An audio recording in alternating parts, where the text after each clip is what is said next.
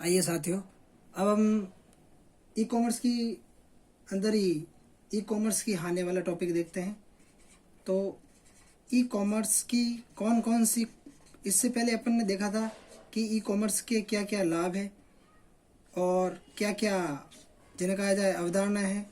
लेकिन अब अपन देखेंगे ई कॉमर्स की हानियाँ। देखिए, जहाँ पर फ़ायदा होता है वहाँ पर कुछ न कुछ तो हानियाँ भी होती है। अब ई कॉमर्स की हानियाँ, जिन्हें अपन मुख्य रूप से डिसएडवांटेज कह सकते हैं। डिसएडवांटेज क्या क्या है? हालांकि मुख्य रूप से साधारण परंपरागत व्यापार की तुलना में ई कॉमर्स अधिक लाभदायक है और यही कारण है कि ई कॉमर्स लगातार बढ़ता जा रहा है। आपने भी देखा होगा। फिर भी लाभ के साथ साथ कुछ हानियाँ भी जुड़ी होती है। ये सिंपल सी बात है कि अगर किसी चीज़ के, किसी प्रोडक्ट के कुछ न कुछ फायदे होते हैं तो वो किसी न किसी रूप में हानि भी इसके अंतर्गत देखने में अपन को मिलती है। तो कुछ हानि मैं आपको बता रहा हूँ जो इस प्रकार से है कि इसमें मुख्य रूप से जो खरीदार होता है, वो खरीदार कभी भी विक्रेता से बातचीत, मुख्य रूप से जिन्हें कहा जाए, वो उन्हें कभी भी नहीं, विक्रेता को नहीं देख सकता है। विक्रेता को वो कभी भी नहीं देख सकता। उसका कारण क्या? उसका कारण यह है कि वह ऑनलाइन ट्रांजैक्शन के माध्यम से ही अपने माल का जो है परचेज कर रहा है और वो माल को अपने घर तक मंगवा रहा है, जिस कारण से यह मुख्य रूप से संभावना होती है कि वह कभी भी किसी को देख नहीं सकता है। केवल वह फ़ोन के द्वारा ही उसका ऑर्डर बुक करवा सकता है और वो अपन को ऑर्डर अपने घर तक भेज देता है। इससे क्या होता है? इससे विक्रेता खरीदार की कोई प्रत्यक्ष सहायता नहीं कर सकता। मुख्य रूप से डायरेक्ट रूप से कोई भी सहायता, कोई भी हेल्प डायरेक्ट रूप से नहीं कर सकता है और उसकी शिकायत भी तत्काल रूप से नहीं कर सकता है।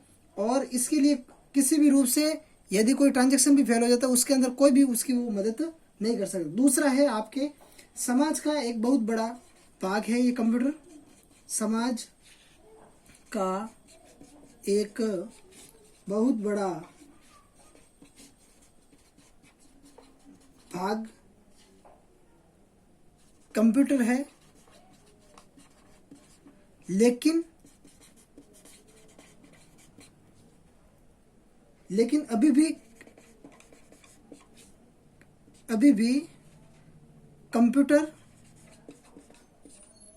कंप्यूटर और इंटरनेट का लाभ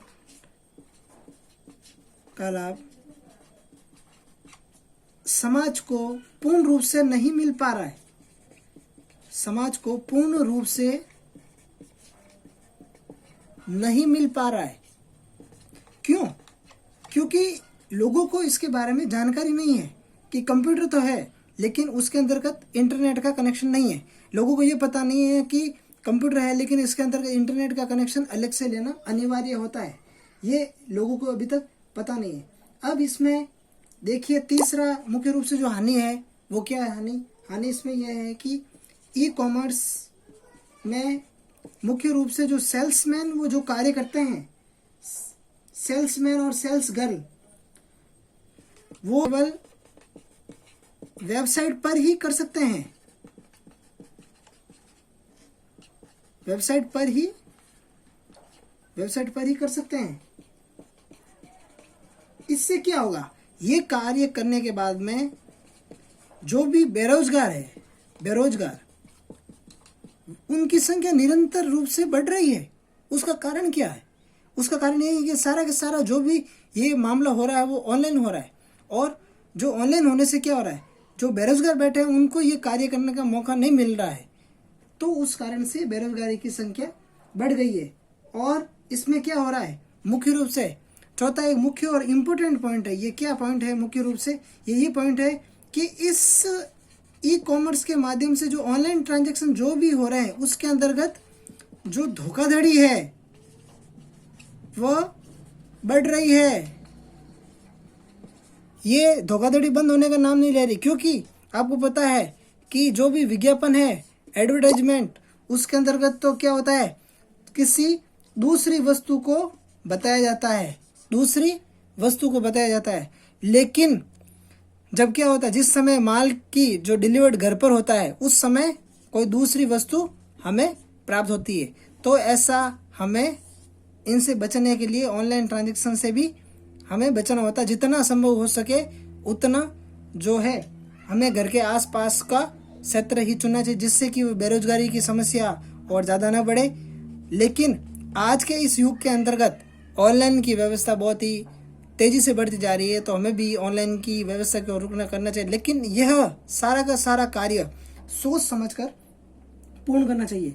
तो ये मैंने जो आपको 4 पॉइंट बिंदु बताए हैं आज, इसके अंतर्गत ये मुख्य रूप से इसके अंदर कुछ कमियां हैं और यही जो है इसके हानियां हैं। लेकिन इसके अंतर्गत दिनों दिन विस्तार हो रहा है, ये हमें सोच समझ करके ही आगे कदम उठाने चाहिए।